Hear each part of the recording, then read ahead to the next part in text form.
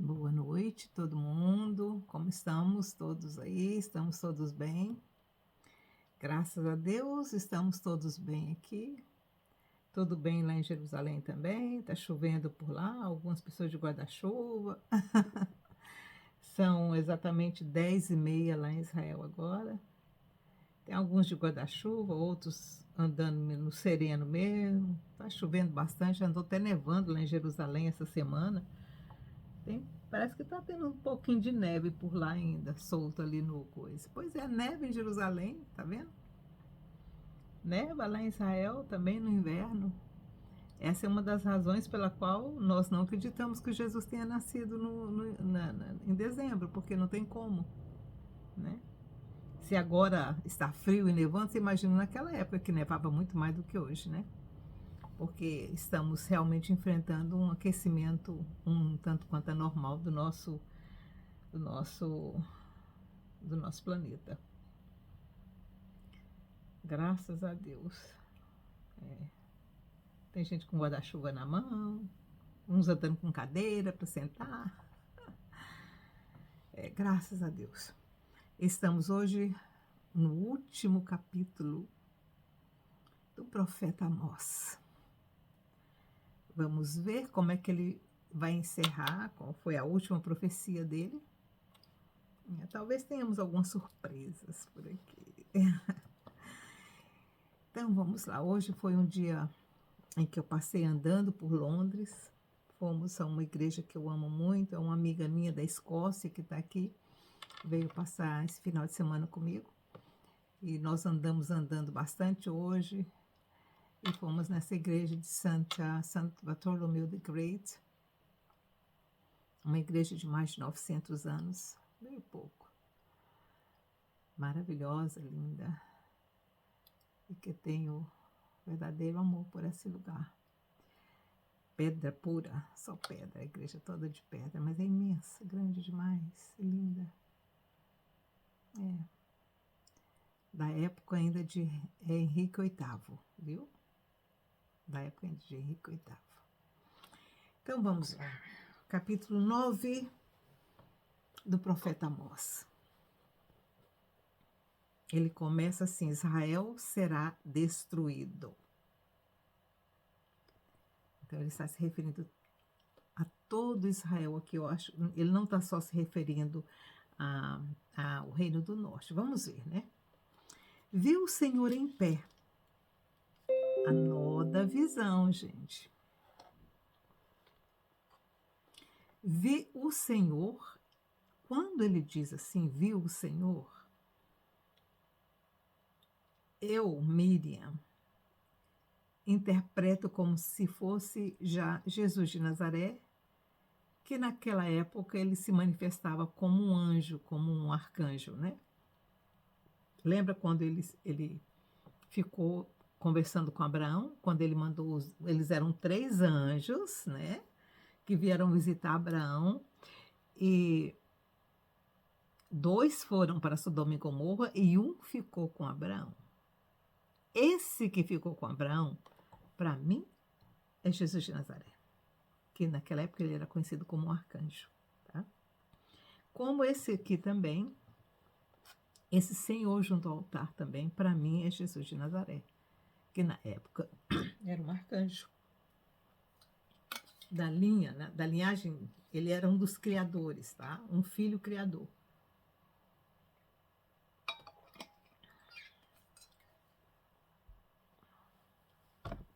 O Deus eterno, o Pai eterno, ele é gerador. O Filho, que são os filhos do eterno, eles são os criadores. É diferente, gente, quem gera e quem cria. O Pai, o eterno, ele é gerador de vida. E os filhos do eterno são os criadores. Tá? E Jesus de Nazaré é um deles. Por isso que ele chama meu Pai.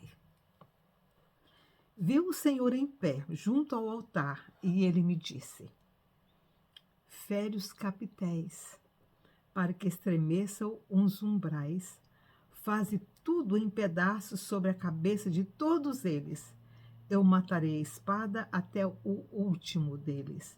Nenhum deles conseguirá fugir, nenhum conseguirá escapar.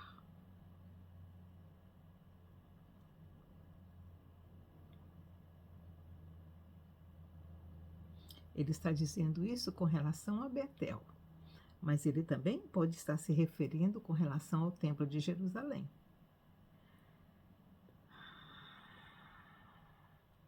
Tanto faz o Templo de Betel como o Templo de Judá, Templo de Jerusalém, todos eles seriam destruídos, como foi. Ainda que cavem até as profundezas da sepultura, a minha mão os tirará dali. Ainda que subam ao céu, dali os farei descer.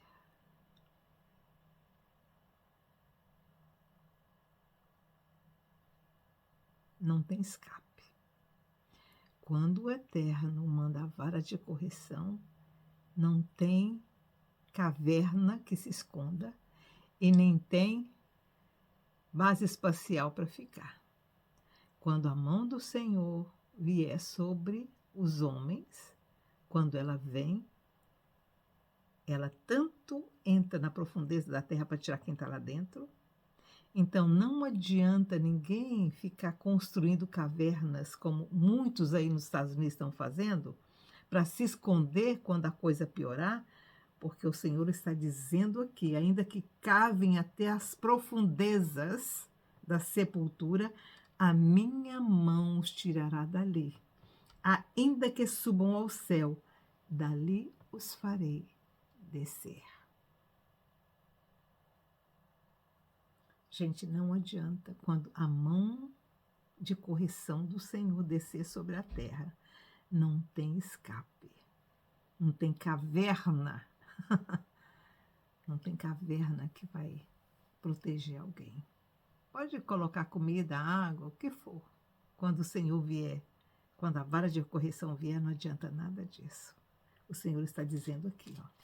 Esse pessoal aí que faz essas coisas é porque não sabe o que está escrito, tá?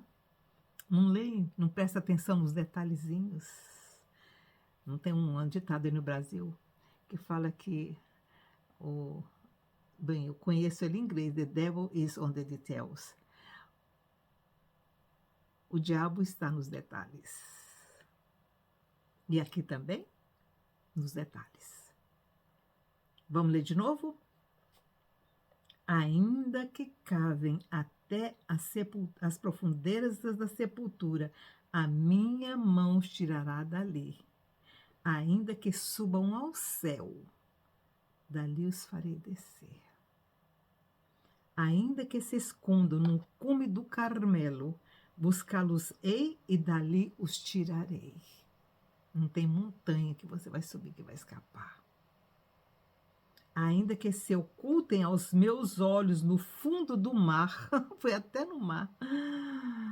Como é que o profeta sabia que no futuro a gente teria algumas possibilidades de esconder dentro do mar? Hein? Naquela época era até impossível pensar numa coisa dessa. Mas aqui está dizendo, o profeta está dizendo, gente, olha como é escatológico isso aqui. Não temos submarinos? Pessoas que vivem lá no fundo do mar para causar maldade, né? Então, ainda que se ocultem aos meus olhos no fundo do mar, dali darei ordem à serpente e ela os morderá.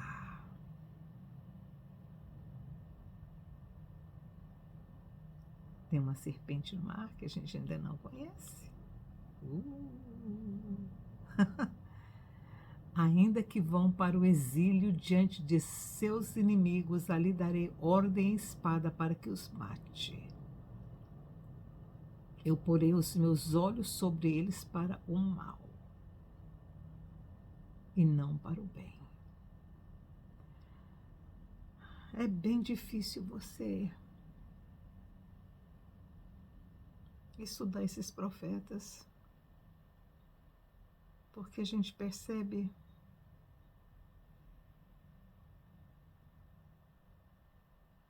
a mão do Eterno. Não é Ele que castiga a gente. São as nossas ações, é a retribuição do que nós estamos fazendo. Você não planta abrolho para colher banana. Você não planta ódio e colhe paz, não tem como. Nós estamos plantando morte na terra, matanças. O que é que nós vamos colher? Bondade? Não. Porque o Senhor dos Exércitos é o que toca a terra e ela se derrete e todos os que habitam nela choram. Ela toda se levanta como o Nilo. Ele sempre usa o Nilo, né? Porque, por certo, o Nilo era o rio maior que do conhecimento dele, era o maior rio que ele conhecia. Então, ele sempre se refere ao Nilo. Ela toda se levanta como o Nilo, então se submerge como o rio do Egito. Quer dizer, o rio levanta, submerge tudo. Tudo debaixo d'água.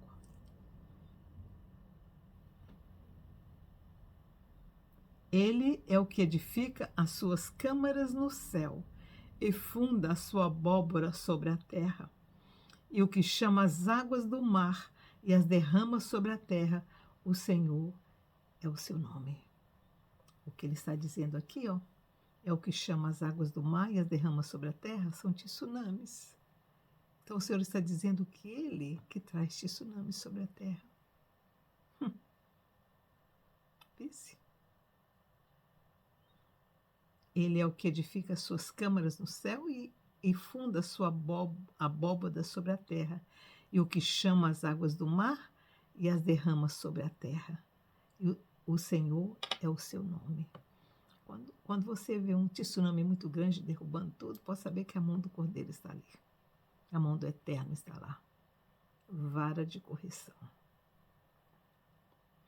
Não sois vós para mim, ó filhos de Israel, como os filhos dos etíopes, diz o Senhor. Quer dizer, o Senhor não teve misericórdia dos etíopes, ele também não vai ter misericórdia dos filhos de Israel.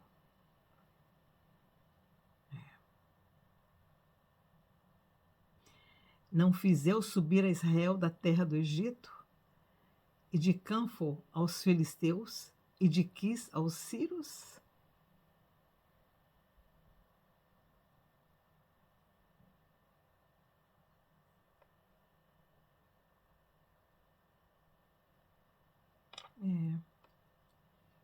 O Senhor, o que ele está dizendo aqui, não fiz eu subir a Israel da terra do Egito, e de Caftor aos filisteus, e de Qui aos sírios, dá a impressão que é o Senhor que move as nações a saírem do lugar e irem para o outro.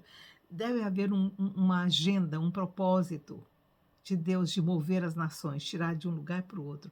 Então, quando você vê um levante muito grande de gente movendo de um lugar para o outro, você pode saber que a mão do Cordeiro está lá. Os olhos do Senhor Deus estão contra este reino pecador, e eu o destruirei. E de sobre a face da terra, mas não destruirei de toda a casa de Jacó, diz o Senhor. Então, o que o Senhor está dizendo aqui, ó, os olhos do Senhor Deus estão contra este reino pecador, quer dizer, contra os sírios e contra os filisteus. Eu o destruirei de sobre a face da terra.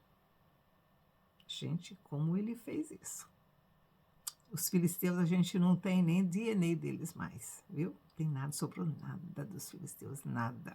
Só o nome palestino.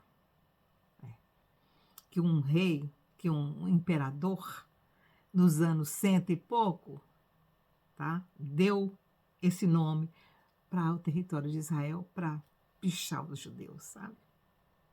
Então, só sobrou esse nome, palestino, que é uma... Nem vou falar o nome.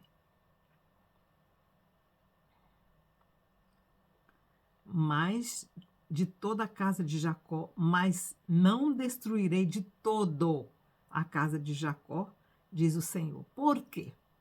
O Senhor já tinha prometido lá que de 100 ele salvaria 10?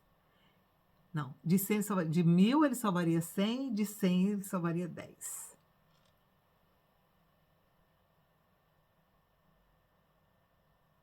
Porque darei ordens e sacudirei a casa de Israel entre todas as nações, assim como se sacode trigo no crivo, sem que caia na terra um só grão. Quando você sacode o trigo, faz assim, não cai trigo para todo quanto é lado.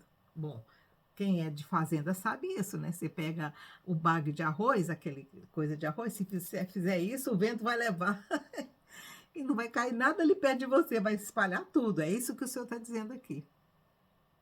Olha aqui, ó. Mas não destruirei de todo a casa de Jacó, diz o Senhor, porque darei ordens. Olha isso, o Senhor está dando ordens, o Eterno está dando ordens. E sacudirei a casa de Israel entre todas as nações, assim como se sacode trigo no crivo. O crivo, por certo, era aquele lugar onde você colocava o coisa e ele, né? Sem que caia na terra um só grão. Todos os pecadores do meu povo morrerão à espada.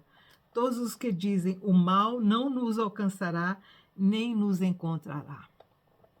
Gente, o Senhor está dizendo aqui que todos aqueles que são orgulhosos, presunçosos, aqueles que se acham, nada vai me acontecer, esses é que o Senhor vai pesar a mão mais ainda. Presunção, orgulho. Tem outra palavra que fala isso também, né? Aquela pessoa que se acha, né? Que, eu sou bonzão, eu faço tudo. Nada vai acontecer comigo. Não, acontece com todo mundo menos comigo. Esses são que o Senhor diz que vai fazer. Aqui, todos os pecadores do meu povo morrerão à espada. Todos os que dizem o mal não nos alcançará, nem nos encontrará. Esses é que vão cair à espada. Naquele dia tornarei a levantar a tenda de Davi. Naquele dia, depois que ele espalhar todo mundo pela terra, não vai sobrar judeu lá em Israel. Depois disso, o Senhor diz que naquele dia, num tempo muito longe futuro, naquele dia tornarei a levantar a tenda de Davi, que está caída. Gente, aqui na época de Amós, nada tinha acontecido. Lembra que ele morreu muito antes de tudo acontecer? Ele morreu no mínimo 50, 60 anos antes disso acontecer. Porque quando isso aconteceu, olha, Jeroboão II, ele governou 50 anos, gente. 55, uma coisa assim. Isso aqui ainda foi no começo do reinado dele. Lá, certo, os 10, 15 anos do reinado, ainda teve 45 anos depois, 40 anos depois. É que isso aconteceu, que a destruição de Samaria aconteceu, a destruição do reino do norte. Mais 50 anos para acontecer a queda de Jerusalém. Tá? Então, quando ele profetizou isso, tudo ainda estava bem. Jerusalém estava lá, o templo estava lá. Ainda durou uns 60, 70 anos depois dessa profecia. Tá? Mas aqui ele está dizendo, naquele dia tornarei a levantar a tenda de Davi, que ainda estava em pé. Ainda estava em pé. Uzias estava como rei. Era Uzias, era Azarias, era todo mundo lá, né? Até o Ezequias ainda estava reinando. Estava todo mundo, estava tudo bem. Mas ele viu que a casa de Davi já estava caída. O Senhor mostrou para ele. Ele viu em visão, gente, a visão dele, de Amós, mostrou para ele tudo o que iria acontecer 70 anos depois. E ele diz: naquele dia tornarei a levantar a tenda de Davi, que está caída, e repararei os seus lugares quebrados. Estava tudo em pé ainda não tinha nem destruído nada. Restaurarei as suas ruínas. Você está vendo como é que o povo ficava falando, mas esse homem é doido. Esse profeta está louco. Está tudo em pé, como é que ele vai restaurar o que está em pé? Não tem nada destruído, não vai nada ser destruído, mas é aí que fala que ó, o mal não nos alcançará, nem nos encontrará. Porque estava tudo bem, gente. E o profeta está falando que vai estar tudo ruído, que Deus vai restaurar. Restaurar o quê? Está tudo restaurado. Miqueias também sofreu isso, né? Oséias também sofreu a mesma coisa. E edificarei como nos dias da antiguidade. Hoje nós podemos dizer isso. Hoje, 2024. Nós podemos ler essa profecia aqui, ó, e nos colocar nessa posição, porque nós estamos vendo isso. A casa de Davi ainda não foi restaurada, mas ainda vai ser. Olha, gente, eu tenho certeza disso, como eu tenho certeza de que eu vou morrer daqui um tempo. Como eu tenho certeza que eu vou encontrar o Messias daqui um pouco. Eu tenho certeza, como a minha morte é certa, de que essa profecia ainda vai se cumprir. Gente,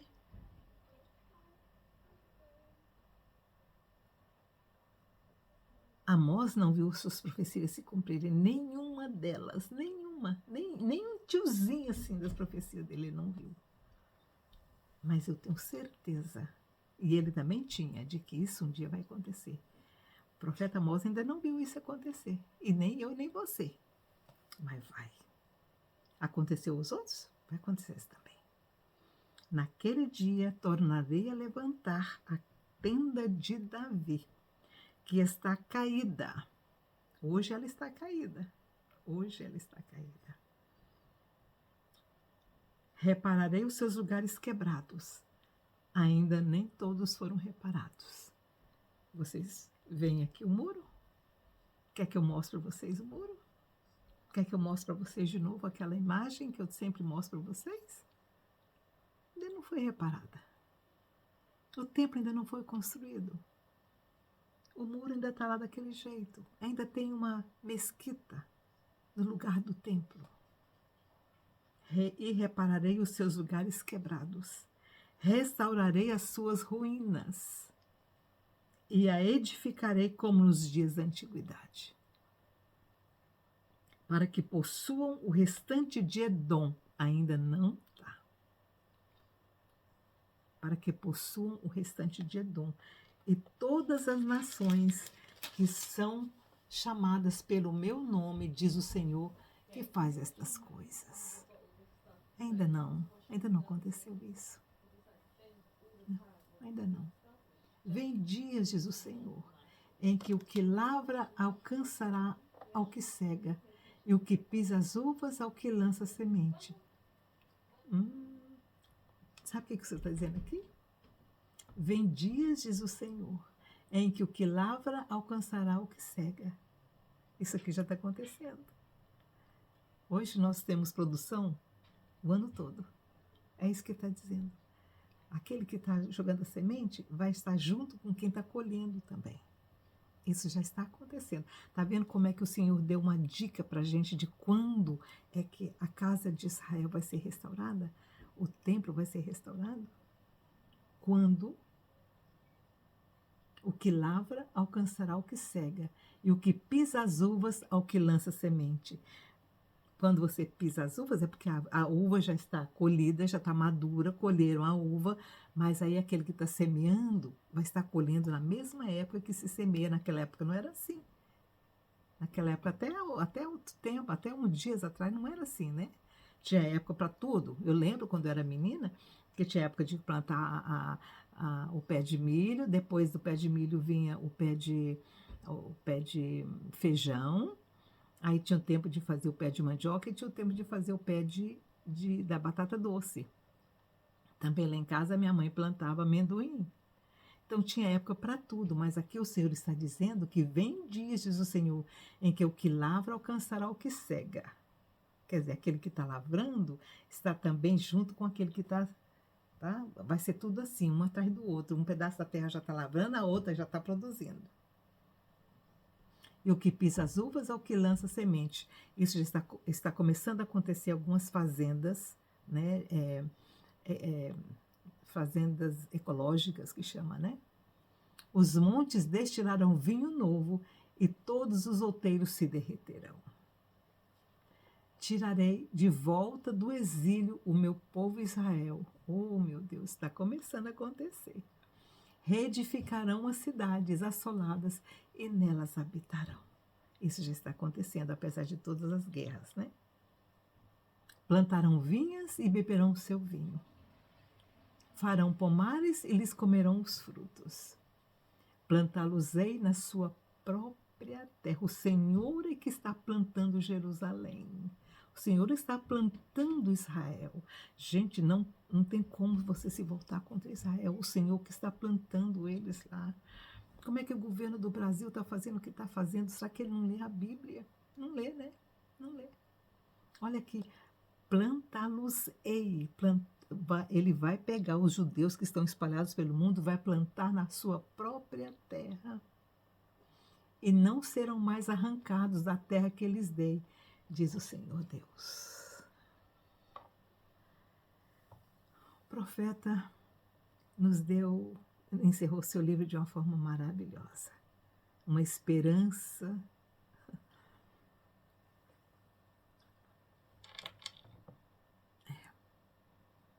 O profeta morreu depois disso. A última profecia dele.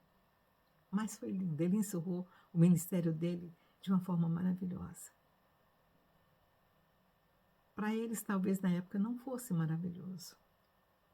Mas para nós hoje que estamos lendo e estudando, é maravilhoso. Sabe por quê? Porque nos dá certeza.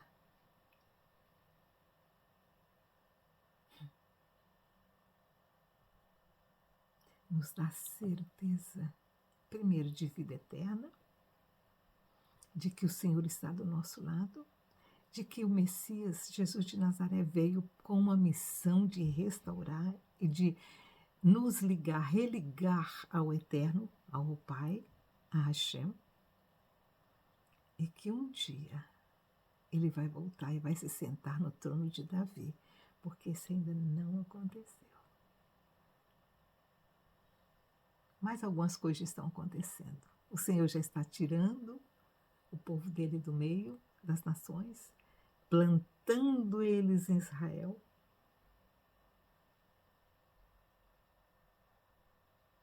E eles nunca mais serão arrancados de lá. Sabe por quê que eles nunca mais serão arrancados de lá? Porque o Messias está quase chegando.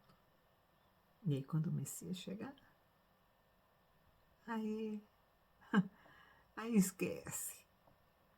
Porque aí vai ser o reinado maravilhoso. Um tempo que a terra vai experimentar.